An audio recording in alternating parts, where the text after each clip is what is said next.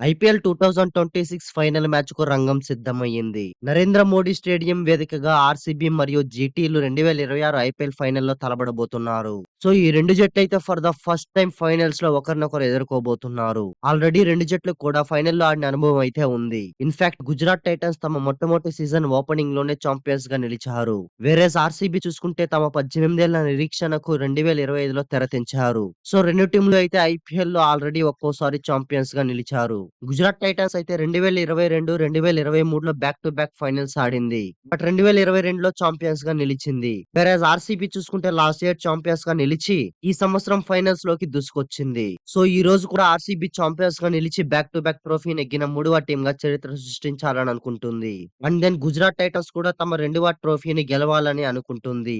So అందుకనే ఈ match లో అయితే ఈ రెండు జట్ల మధ్య ఒక ఇంట్రెస్టింగ్ ఫైనల్ క్లాష్ అయితే మనం చూడవచ్చు. ఎనీవేస్ ఈ ఫైనల్ మ్యాచ్ లో ప్రాక్టికల్ గా మాట్లాడుకుందాం.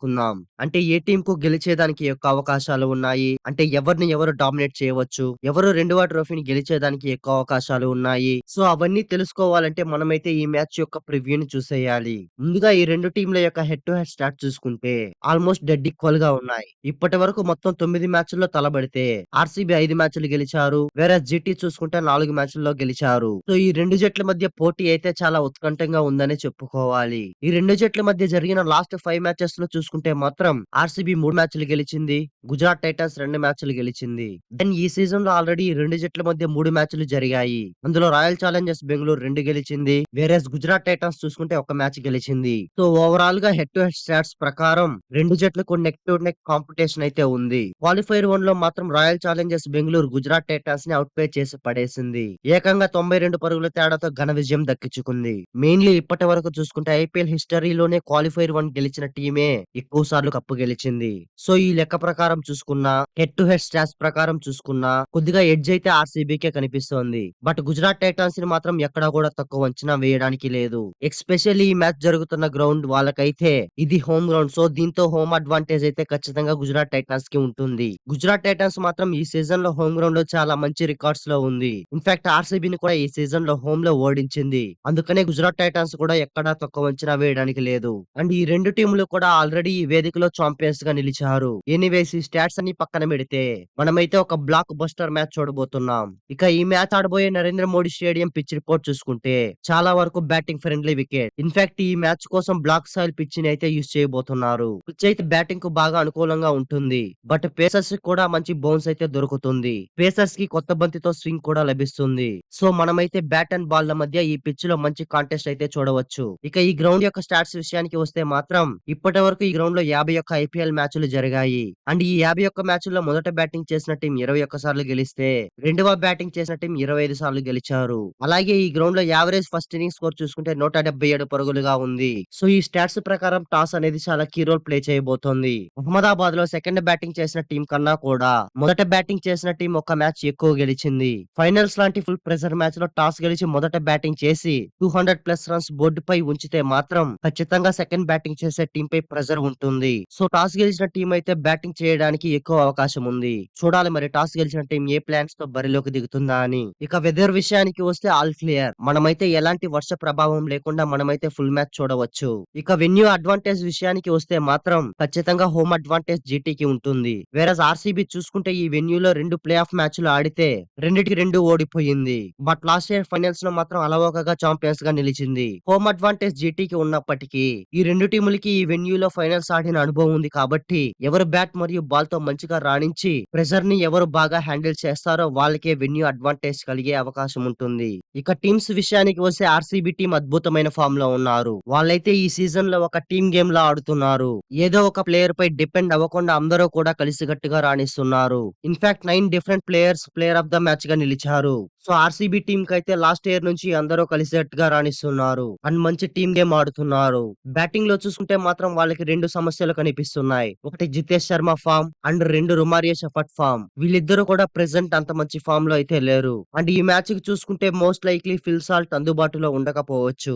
ఒకవేళ అందుబాటులో ఉన్నా సరే ఫిల్ సాల్ట్ ప్లేయింగ్ లెవెన్ లో ఉండకపోవచ్చు. దీంతో ఆర్సీబీ టీం మరోసారి వెంకటేష్ అయ్యర్ తోనే కంటిన్యూ అవుతుంది. మిడిల్ ఆర్డర్ లో Jitesh Sharma and Romario Shepherd form పక్కన పెడితే మిగతా ఆర్సీబీ ఆర్సీబీ బ్యాట్స్మెన్లు అంతా కూడా మంచి ఫామ్ లో ఉన్నారు. Especially captain Rajith Patidar qualifier 1 లో సేమ్ అపోనెంట్ పై విధ్వంసం చేశాడు. దీంతో మరోసారి ఆర్సీబీ మిడిల్ ఆర్డర్ లో రజత్ పటిదార్ కీ ఫ్యాక్టర్ గా మారే అవకాశం ఉంది. ఇక బౌలింగ్ లో చూసుకున్న ఆర్సీబీ దగ్గర నుంచి కలెక్టివ్ ఎఫర్ట్స్ చూస్తున్నాం. ముఖ్యంగా భువనేశ్వర్ కుమార్ ఈ సీజన్ లో చాలా అంటే చాలా బాగా రాణిస్తూ ఆర్సీబీకి పవర్ ప్లే లో వికెట్లు అందిస్తూ వస్తున్నాడు. మెయిన్లీ తన పార్ట్నర్ హెజల్వుడ్ ఎక్స్పెన్సివ్ గా ప్రూవ్ అవుతున్నప్పటికీ భువనేశ్వర్ కుమార్ చాలా మంచి ఎకానమీతో పవర్ ప్లే లో వికెట్లు అందిస్తూ వచ్చాడు. అండ్ ఆల్సో డెత్ ఓవర్ లో కూడా చాలా నిలకడగా రాణిస్తున్నాడు. మరోసారి ఆర్సీబీకి బౌలింగ్ లైనప్ లో భువనేశ్వర్ కుమార్ కీ ప్లేయర్ గా నిలుస్తాడనిపిస్తోంది. వేరేస్ హెజల్వుడ్ అండ్ ఆల్సో రసిక్దార్ సలాం కూడా పేస్ లైనప్ లో మంచిగానే రాణిస్తున్నారు. కృణాల్ పాండ్యా అండ్ సుయాష్ శర్మలు కూడా డీసెంట్ గా రాణిస్తున్నారు. ఆర్సీబీకి బౌలింగ్ లో ఏదైనా ప్రాబ్లం ఉందా అంటే అది ఖచ్చితంగా సిక్స్త్ బౌలింగ్ ఆప్షన్ అనే చెప్పుకోవాలి. ఇప్పటి వరకు సిక్స్త్ బౌలింగ్ ఆప్షన్ పెద్దగా క్లిక్ అవ్వలేదు. అండ్ లాస్ట్ మ్యాచ్ లో బ్యాటింగ్ ఆప్షన్ ని షార్ట్ చేసుకొని జాకోబ్ డఫీని ఆడించారు. అండ్ ఆ మ్యాచ్ లో జీటీ పై భారీ విజయాన్ని దక్కించుకున్నారు. ఈ మ్యాచ్ లో కూడా same planning and also same playing eleven తో బరిలోకి దిగే అవకాశం ఉంది. ఇక గుజరాత్ టైటన్స్ విషయానికి వస్తే క్వాలిఫైర్ 1 లో ఆర్సీబీ పై భారీ ఓటమి తర్వాత క్వాలిఫైర్ 2 లో ఆర్ఆర్ పై ఘన విజయంతో ఫైనల్స్ లోకి అడుగు పెట్టారు.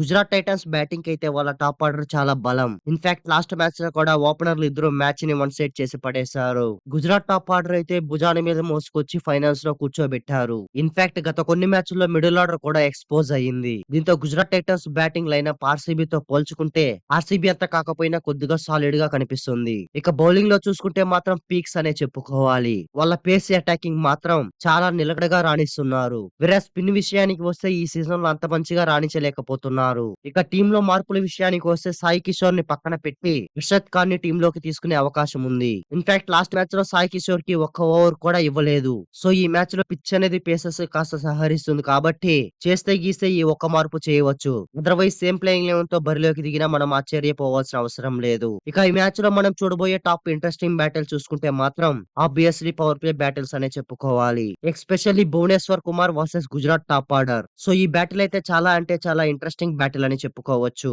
వేరేజ్ ఇప్పటి వరకు గిల్ కి 14 ఇన్నింగ్స్ లో బౌలింగ్ చేస్తే భువనేశ్వర్ కుమార్ 6 సార్లు వికెట్ పడగొట్టాడు. వేరే జాస్ బట్లర్ ని చూసుకున్న 21 మ్యాచ్ లో 9 సార్లు అవుట్ చేశాడు. అందుకని ఈ మ్యాచ్ లో కూడా ఈ బ్యాటిల్ అయితే చాలా ఇంట్రెస్టింగ్ గా ఉంటుంది అనిపిస్తోంది. చూడాలి మరి Gujarat Titans top order Bhuvneshwar Kumar ని ఎలా ఎదుర్కొంటుందా అని. మరొక ఇంట్రెస్టింగ్ బ్యాటిల్ చూసుకుంటే Sai Sudharsan versus Josh Hazlewood. ఇప్పటిదాకా ఆడిన 3 మ్యాచ్ల్లో 2 సార్లు Josh Hazlewood Sai Sudharsan out చేశాడు. సో ఈ మ్యాచ్ లో కూడా మనమైతే ఒక మంచి కాంటెస్ట్ అయితే ఎక్స్పెక్ట్ చేయవచ్చు.